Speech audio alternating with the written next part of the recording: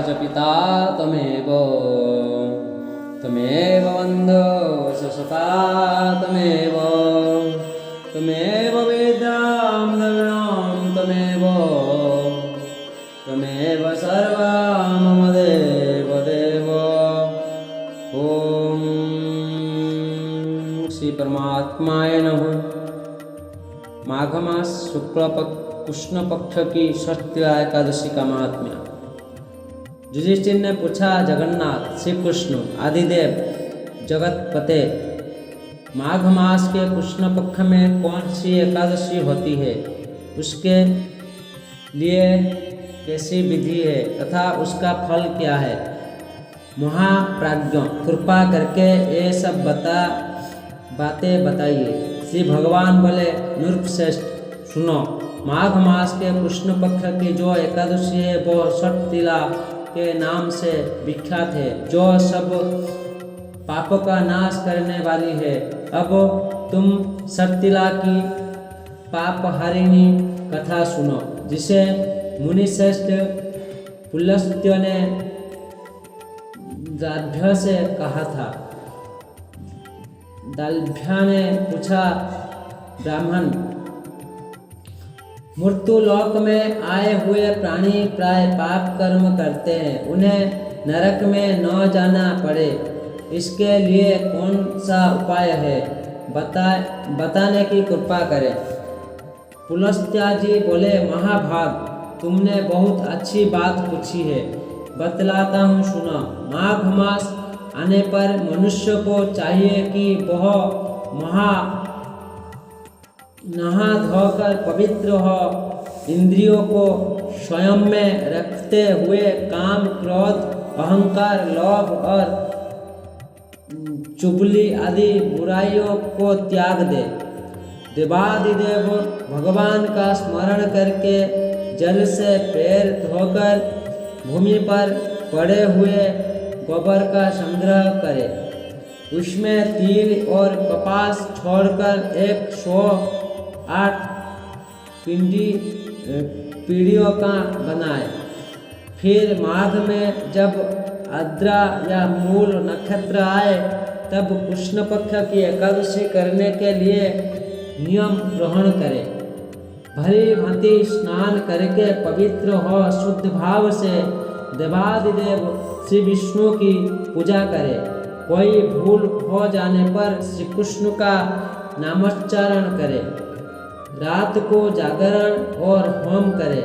चंदन, अर्गजा, कपूर, नैवेद्य आदि सामग्री से शंख, चक्र और गदा धारण करने वाले देवादेवेश्वर श्री हरि की पूजा करे।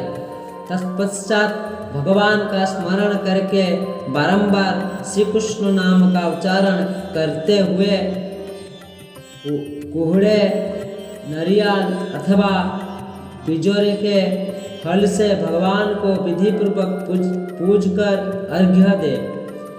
अन्य सब सामग्रियों के अभाव में सुपारियों के द्वारा भी पूजन और अर्घ्यदान किए जा सकते हैं। अर्घ्य का मंत्र इसी प्रकार है, कृष्ण कृष्ण कृपाल स्तमगतीनां गतिर्भवे संसारान्न मग्नानां प्रसीद पुरुषोत्तम। नमस्ते पुंडरीकाक्ष, नमस्ते विश्वभावन सुब्रह्मण्य, नमस्तेस्तु महापुरुष पूर्वज। गृहाणाद्य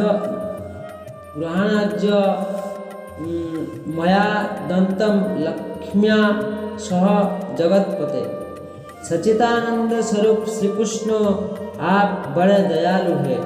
हम संसार समुद्र में डूब रहे हैं, आप हम पर प्रसन्न होइए।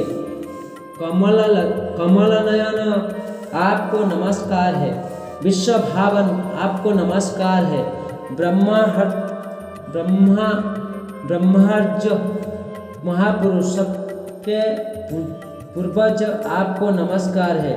जगतपते, आप लक्ष्मी जी के साथ मेरा दिया हुआ अर्घ्य स्वीकार करें।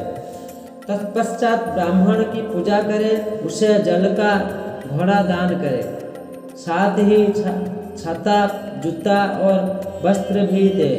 दान करते समय ऐसा कहे, इस दान के द्वारा भगवान श्री कृष्ण मुझ पर प्रसन्न हो।